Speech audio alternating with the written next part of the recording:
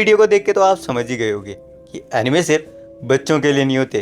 कुछ एनिमेज में ऐसी कहानियां और विजुअल्स होते हैं जो आपके दिमाग पर गहरा असर डाल सकते हैं। इसमें वो सब कुछ होता है जो टीवी पर नहीं दिखाया जाता, जैसे एक्सट्रीम वायलेंस, डार्क साइकोलॉजी और मैच्योर थीम्स। आज हम बात करेंगे टॉप 5 ऐसे ही एनिमेज जिन्हें फैमिली या बच्चों के साथ देखने की गलती बिल्कुल मत करना। तो चलिए बिना देरी के स्टार्ट करते हैं। तो सबसे पहला जो हमारा एनिमे है उसका नाम है गॉब्लिन स्लेयर। ये एनिमे शुरू में तो एक नॉर्मल एडवेंचर एनिमे लगता है, लेकिन इसका एपिसोड 1 हिस्ट्री का सबसे डिस्टर्बिंग एपिसोड में से एक बन जाता है। इस एनिमे की शुरुआत होती है एक ऐसी प्राइस से जो अपनी लाइफ की पहली एडवेंचर करने जा रही होती है। वो कुछ नए दोस्त बनाती है जिनके साथ वो गॉब्लिन्स को मारने चली जाती है। फैंटेसी दुनिया में गॉब्लिन को सबसे कमजोर मॉन्स्टर माना जाता है, लेकिन इस एनिमे का गॉब्लिन थोड़ा अलग है। ये एनिमे दिखाता है कि गॉब्लिन कोई मजाकिया जीव नहीं है, वो स्मार्ट है, वो क्रूल है। एपिसोड 1 में जो प्राइस्टर उसके दोस्तों के साथ होता है वो मौत से भी बदतर होता है। लड़कों को तो ब्रूटली मार दिया जाता है और लड़कियों के साथ जो होता है वो तो और भी बुरा होता है, जो स्क्रीन पर देखना भी मुश्किल है।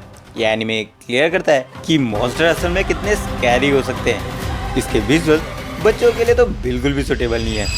लेकिन अगला जो एनिमे है वो तो ब्रूटलिटी के मामले में गॉब्लिन स्लेयर से भी एक लेवल ऊपर चला जाता है। इस एनिमे की वॉयलेंस इतनी ग्राफिक है कि कई देशों ने इस पर सवाल उठाए हैं और चाइना और रशिया जैसी कंट्री ने तो इसके ऊपर बैन लगा रखा है। और मैं बात कर रहा हूँ एल्फेनलिड की। ये कहानी है डेक्लोनियस नाम की एक नई स्पीसीज की। इनके सर पर 2 छोटे ऑन्स होते हैं। इनके पास इनविजिबल हाथ होते हैं जिन्हें वेक्टर कहते हैं। मेन कैरेक्टर लूसी एक गवर्नमेंट लैब में कैद थी। एक दिन वो वहाँ से भाग निकलती है। भागते वक्त उसके सर पर चोट लगती है और वो अपनी याददाश्त खो बैठती है, जिसके बाद वो एक मासूम बच्ची बन जाती है। प्रॉब्लम ये है कि जब लूसी की याददाश्त वापस आती है तब शुरू होता है असली मैस्केयर। इस एनिमे में वायलेंस का लेवल अलग ही है। इसके इनविजिबल हाथ लोगों के शरीर को ऐसे काट देते हैं जैसे कोई कागज फाड़ रहा हो। इसमें बच्चों पर experiment, psychological torture and animal abuse जैसे टॉपिक को दिखाया गया है। यह एनिमे दिखने में ब्यूटीफुल लगता है, पर इसके अंदर सिर्फ दर्द और नफरत भरी है। इसका गोल लेवल एक्सट्रीमली हाई है, जो कमजोर दिल वाले बिल्कुल ना देखें। लेकिन जो अगला एनिमे है उसका नाम है साइबरपंक एज रनर्स। ये एनिमे एक ऐसी सिटी पे बेस है जहाँ इंसान की जान की कोई कीमत ही नहीं है। ये कहानी है डेविड नाम के बंदे की जो नाइट सिटी में रहता है, एक ऐसी जगह जहाँ टेक्नोलॉजी सब कुछ है।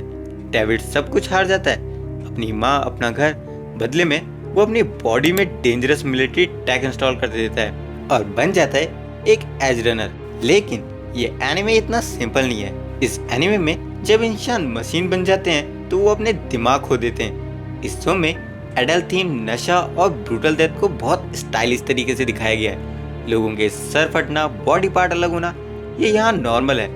नेटफ्लिक्स के इस शो में साइकोलॉजिकल ट्रॉमा खुलकर दिखाया गया है। ये शो आपको इमोशनली तोड़ देता है। ये दिखाता है कि कैसे टेक्नोलॉजी और सपने इंसान को जानवर बना देते हैं। ये एक कलरफुल दुनिया है, पर इसकी कहानी बिल्कुल डार्क है।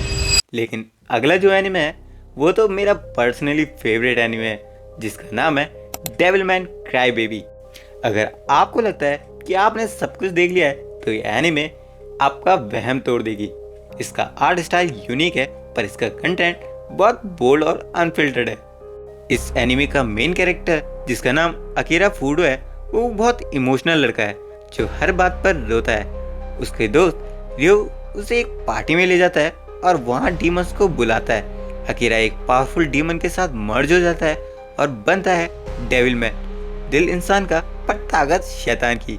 इसमें इंटीमेट सीन और डेमोनिक पोजेशन को इतने ओपन तरीके से दिखाया है कि आप फैमिली के सामने से एक मिनट भी नहीं देख सकते।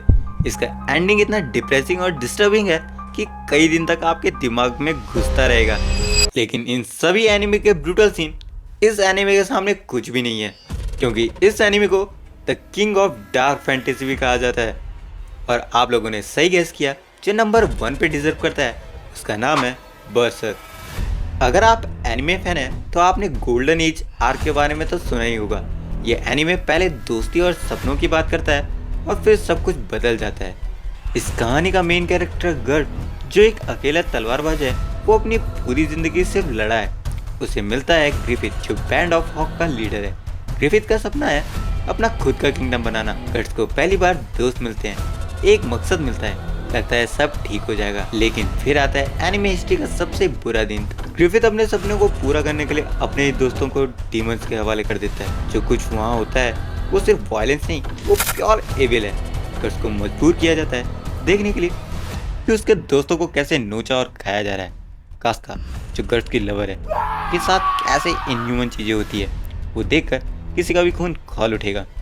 यह एनीमे पहले दोस्ती और सपनों की बात करता है और फिर सब कुछ बदल जाता है। खासकर इसका लास्ट एपिसोड एनीमे हिस्ट्री में इससे ज़्यादा और ट्रॉमेटाइजिंग और होपलेस सीन्स शायद ही कोई हो। इसमें जिस तरह का धोखा और हॉरर दिखाया गया है वो किसी बच्चे के दिमाग के लिए नहीं बना। बरसक एक वार्निंग है, दुनिया कितनी क्रूल हो सकती है।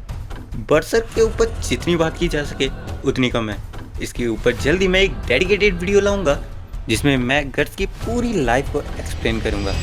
तो ये थे वो कुछ एनीमे जो काफी डार्क एनीमे हैं। इनमें से सबसे ज्यादा डार्क आपको कौन सा लगा कमेंट में जरूर बताना।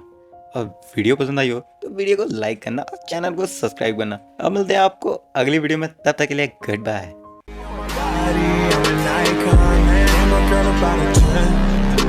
Fuck her,